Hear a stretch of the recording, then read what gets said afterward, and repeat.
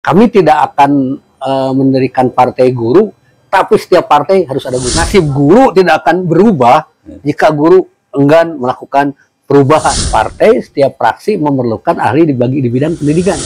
Dan alhamdulillah saya lihat di DCS itu sudah banyak guru-guru. Ini bagaimana nih? Kira-kira mampu nggak jadi anggota dewan atau jadi anggota besar? Assalamualaikum warahmatullahi wabarakatuh, sahabat. Part kedua atau bagian yang kedua masih bersama Abah Iwan Hermawan, Ketua FAGI Jawa Barat dan juga inisiator Gerakan Pilih Guru atau GPG. Nah, tadi di bagian ke-1 atau di part 1 kami berbincang-bincang tentang BOS. Baik, sekarang ke soal Gerakan Pilih Guru. Nah, tadi dikatakan oleh Abah bahwa kalau nasib guru ini harus jauh lebih baik daripada kemarin-kemarin, ya, dan juga sekarang, maka satu-satunya jalan adalah di parlemen harus ada perwakilan dari guru. Siapa? Yaitu guru sendiri supaya lebih tahu dan lebih full, lebih gaspol lagi untuk memperjuangkan nasib guru. Nah, sekarang paling tidak di Jawa Barat ini atau di Bandung ini, sudahkah ini GPG merekrut para mantan guru yang kemudian masuk ke arena politik? Ya, ketika di awal rekrutmen bacalek setiap partai politik, kami mendatangi beberapa partai politik untuk membuat semacam MOU lah. Bukan MOU, kesepahaman tentang bacalek ini. Keren nama kontrapolitik lah gitu ya. Ya, kontrapolitik. Tapi yang kita bahas dengan partai politik itu yang pertama kami akan mendukung partai Anda. Dan juga kami akan mendukung calon-calon eksekutif dari partai Anda termasuk calon presiden.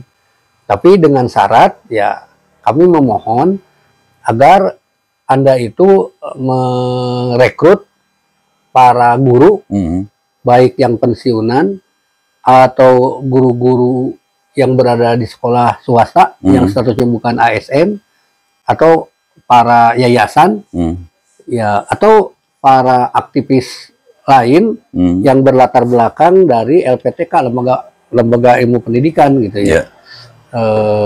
Jadi dari hasil pertemuan beberapa partai itu alhamdulillah beberapa partai sudah menyiapkan guru-guru untuk menjadi legislatif. Bahkan ada salah satu partai yang sudah menyiapkan di kota Bandung itu setiap dapil ada 2 guru. Setiap dapil ada 2 guru. Itu hebat sekali itu. Itu disiapkan oleh mereka atau memang usulan dari GPG? Mereka sudah menyiapkan. Mereka sudah menyiapkan. Atas dasar kesepahaman atau ada pertemuan antara kami GPG dengan ketua partai politik tersebut. Disepakati per dapil ada 2. Itu salah satu partai. Salah satu ya. Yang lainnya ada yang cuek-cuek saja, ada yang kembali gurunya yang mendaftar ke partai itu. Tapi pada umumnya setiap partai ada guru. Karena begini, bedanya kami dengan profesi lain, ada profesi lain yang membuat partai sesuai dengan profesinya. Tetapi kami tidak begitu. Kami tidak akan mendirikan partai guru, tapi setiap partai harus ada guru. Tidak akan mendirikan partai guru, tapi setiap partai harus ada guru. Supaya memperjuangkan nasib guru itu benar-benar pas begitu ya. Dan kesempatan untuk jadi legislatif terbuka ketika di tiap partai ada guru, karena setiap partai, setiap fraksi memerlukan ahli di bidang pendidikan. Setidaknya pendidikan, kesehatan, dan ekonomi. 3 hal ini yang dibutuhkan oleh komisi berapa itu kalau pendidikan? Nah, pendidikan kalau di komisi ABC, ya? Di DPR RI komisi 10, kalau di DPRD provinsi itu komisi 5, kalau di kota komisi D. Komisi D. Nah, komisi air mata teh cenah gini. Ada air mata, ada mata air. Ada mata air. Jadi itu yang dan alhamdulillah saya lihat di DCS itu sudah banyak guru-guru, artinya bukan guru, dia ketua yayasan, dia sebagai aktivis partai politik tapi berlatar belakang pendidikan gitu. Terus juga ada para pensiunan. Nah, dan banyak guru-guru swasta, ya mudah-mudahan guru tidak tetap itu nasibnya akan berubah jika jadi anggota legislatif. Nah, itu kan itu dia. saya upaya tadi katakan bahwa upaya kami ini memperjuangkan nasib guru yang tidak tetap itu jadi tetap gaji dari legislatif kan menjadi gagah gitu. Tapi bahkan kalau dari Abah tadi bilang dari dulu guru itu tidak suka main politik, itu pepolitikan lah begitu. Nah tiba-tiba sekarang misalnya harus bermain atau berada di arena politik yang mungkin saja dianggapnya ini suatu dunia yang baru. Kalau kita secara historis kita melihat masa perjuangan bahwa negeri ini dibidani oleh guru. Soekarno dia guru di SD Muhammadiyah. Selanjutnya Muhammad Hatta jelas dia pulang dari Belanda langsung menjadi pendidik, jadi guru. Kiai Haji Agus Salim. Agus Salim jelas. Terus yang dibanggakan itu Jenderal Sudirman, itu latar belakangnya guru juga. Latar belakang betul, latar belakangnya guru. Guru. Di kita pun ada foto Iskandar Dinata, dia guru di Pasundan tentunya. Dan bahwa waktu itu kan ada BPUPKI. Jumlah anggota BPUPKI itu 67. Karena yang 3 adalah Jepang. Yang 67 itu hampir 80% mereka adalah guru.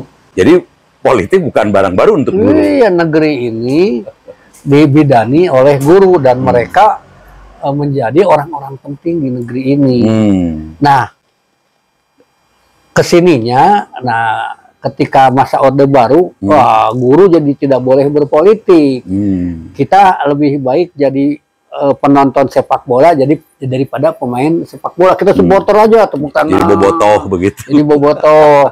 Tetapi kesebelasannya harus pemerintah gitu. Jadi yang berseragam kuning. Itu waktu Orde Baru. Iya, saya waktu Orde Baru katakan. Dan di situ ya guru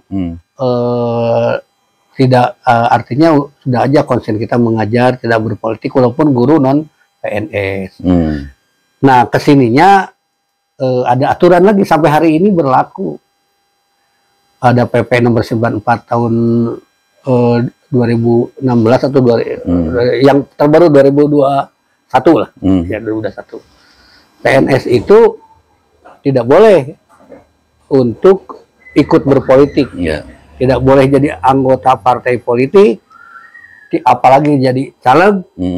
Bahkan aturan terbaru, jika di media sosial ada foto caleg, dia nge-like gitu atau unlike, itu sudah kena aturan.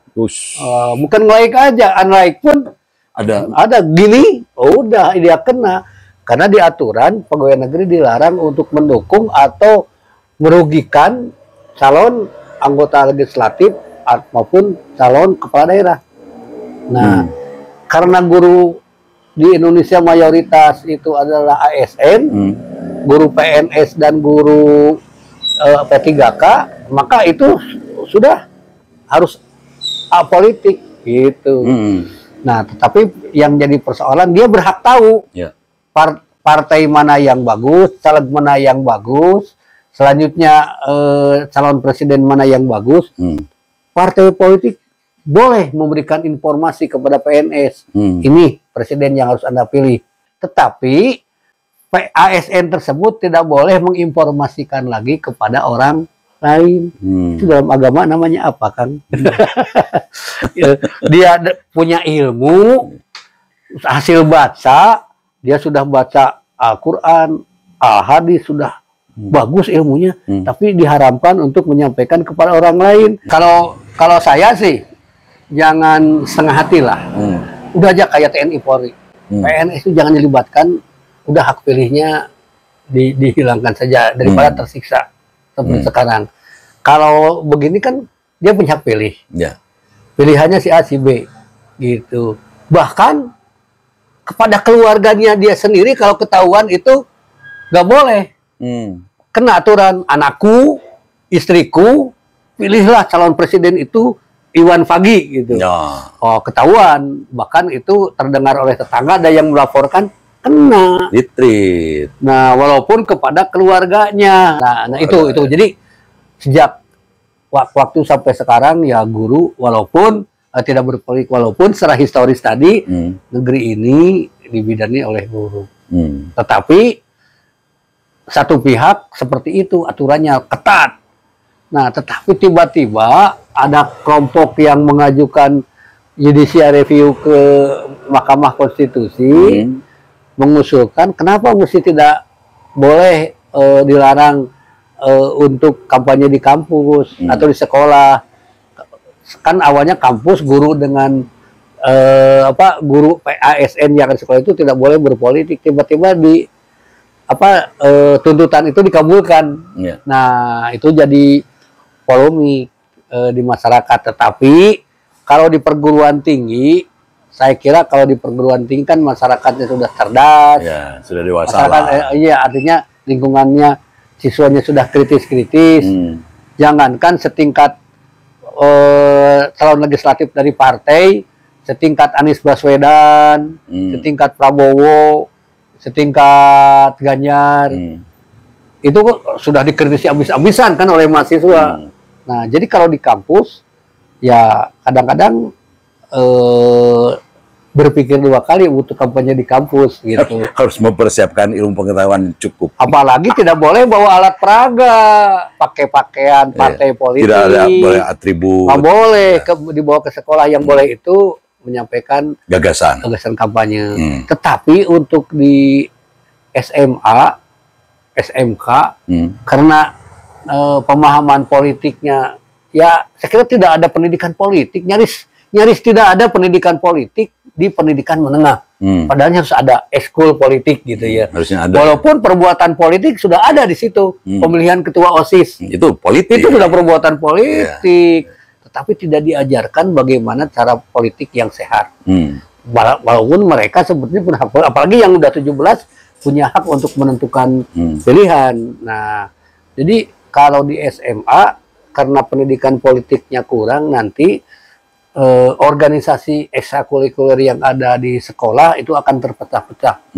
Satu ekskul ada posisi di merah, satu ekskul di kuning, satu ekskul. Nah, karena bagaimanapun kalau berorganisasi itu selalu diarahkan, satu organisasi itu tidak boleh warna-warni. Biasanya ketuanya mengarahkan kepada satu warna. Di mana-mana lah Kang Sok, yang sepengetahuan saya kebijakan. Nah, jadi kalau saya yakin di sekolah-sekolah kan ada yang disebut dengan namanya remaja masjid. Nah, ekstrakurikuler remaja masjid atau namanya apalah gitu. Tiap sekolah beda-beda. Saya yakin di sekolah-sekolah tersebut akan afiliasi ke partai-partai Islam. Nah, sementara nanti OSIS pencipta alam berbeda. Nah, itu yang kami khawatirkan. Atau kalau di sekolah itu gurunya bukan guru ASN, nah dia bisa bebas bisa melakukan kampanye saat dia mengajar. Nah, kan kalau ASN nggak boleh, kalau guru honorer tidak tetap, ya merdeka bebas. Nanti di tiap kelas, di kelas 3 dia melakukan kampanye sesuai dengan keinginan partai sang guru. Nah, itu yang berbahayanya. Kalau saya malah setuju begini, Mbah. Setiap calon anggota legislatif atau calon kepala daerah itu harus ada semacam bicara gagasan yang sekarang ramai itu ya, di kampus-kampus, di sekolah juga, tapi di sekolah juga kelas 3 ya, yang sudah mulai punya hak pilih. Di situ dikuliti pemikirannya, gagasannya, idenya, konsepnya. Ketika dia maju mau menjadi anggota legislatif kah, atau menjadi calon kepala daerah kah, bahkan juga calon presiden. Di situ akan diuji oleh kampus, diuji oleh sekolah, oleh dunia pendidikan.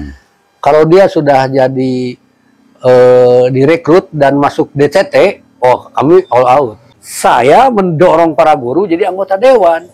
Hasilnya akan lebih besar terhadap masyarakat daripada saya sendiri gitu. Nah, itu kenapa orang bilang udah aja, Mbah Iwan aja pasti menang. Nah, saya kan nggak berpikir begitu. Maka dari dari Sabang sampai Merauke yang guru-guru pensiunan yang mencalonkan siap kami dukung. Gitu. nasib guru tidak akan berubah jika guru enggan melakukan perubahan. Ya. Untuk itu maka berubahlah pemerintah ini ke lebih baik yang diisi oleh guru. Ya.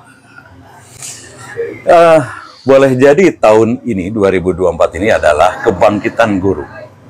Dan tidak masalah, ini adalah hak konstitusi setiap warga negara. Dan kita sebagai makhluk politik tentu saja memiliki hak untuk memilih. Kita sudah mencobanya mulai dari sipil, kemudian militer, kemudian seorang kiai, sekarang pengusaha. Semuanya sudah dicoba. Ada politisi juga seperti Ibu Megawati, ada teknokrat, ada macam-macam. Nah, sekarang guru muncul secara tiba-tiba. Dan inilah barangkali tuntutan zaman. Kita akan saksikan apakah benar tahun 2024 ini adalah kebangkitan guru. Apakah GPG Gerakan Pilih Guru ini termasuk Pak Anies Rashid Baswedan kah? Atau bagaimana? Tonton di part 3, ngobrol-ngobrol dengan Abah Iwan Hermawan Fagi, Forum Aksi Guru Indonesia, inisiator Gerakan Pilih Guru. Jangan lupa like, comment, share, dan subscribe. Assalamualaikum warahmatullahi wabarakatuh. Waalaikumsalam warahmatullahi wabarakatuh.